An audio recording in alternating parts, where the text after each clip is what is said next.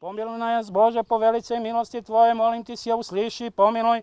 Господи, помилуй, Господи, помилуй, Господи, помилуй. Още се молим за упокоение на душата на усопшия раб Божий Генчо и да му се опростат всички съгрешения, волни и неволни. Господи, помилуй, Господи, помилуй, Господи, помилуй. Глупостите, които са се случвали на нас, християните, в миналото, просто не трябва никога више да се случат и трябва да ни бъдат просто един път да ни показват как не трябва да се владееме като християни. Тълпите, които идват от югоисток, може би повторно ще накарат българският и сръбският войник повторно да бъде в истият ров и да бранят повторно християнството и цялата Европа. И затова повторно казвам на всички тук, които сме се събрали днеска пред паметника на Генчо Неделков, да никога више в живота не допуснеме и не позволиме да ни лудостта на човека поведе в един бой, в едно събитие, рад, където хората страдат за едно парче земя. Днес отдаваме почит на паметта на поручик Генчо Неделчев, загинал на 11 юли 1913 при местността Панчин гроб. Той е родом от Русе и е бил командир на 16-та рота на 2-ти пехотен искърски полк на 5-та Дунавска дивизия. За съжаление, той не е починал в боевете, но е пострадал при един странен инцидент, когато един сръбски войник е бил ранен.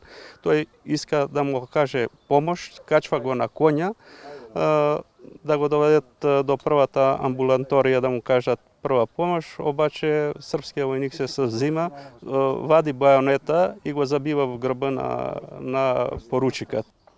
Нека днешния ден да бъде почит и за ония 435 български войници и офицери загинали в боевете от село Караманица до връх Стрешер, както и за ония 523 сръбски войници и офицери загинали по тия места от 28 юни до 18 юли 1913 година в жестоки боеве между части от българската и сръбската армия.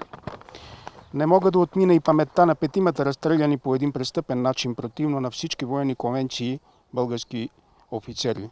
Полковник Иларион Танев, поручик Стефан Контев, поручик Станислав Степанов, поручик Христо Владев и поручик Асен Минков на 28 юни 1913 година на Видовден, местността Воденици и по-късно погребани в Босилеградското гробище.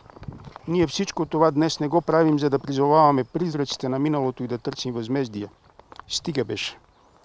Правим го, за да бъде установена историческата истина, да бъдат отбелязани жертвите на войните, да им се отдаде почит така, както това се прави в цивилизованите страни. Правим го за национално помирение между българи и сърби и за мир. Нашата идея винаги е била да се изгради един мемориален комплекс, на който да се изпишат имената на всички тия стотици жертви и на който представителите на двете държави по един път годишно да си подават ръка и да отдават почит на жертвите. Ето там в Босилеград има едно много хубаво едно место, къде до паметника на Левски да се направи. Значи на едната страна да бъдат сръбските войници изгинали, на другата страна да бъдат българските войници, да дойдат президентите еднъж завинаги, да се пригърнат там пред това и да тръгваме по някакъв път.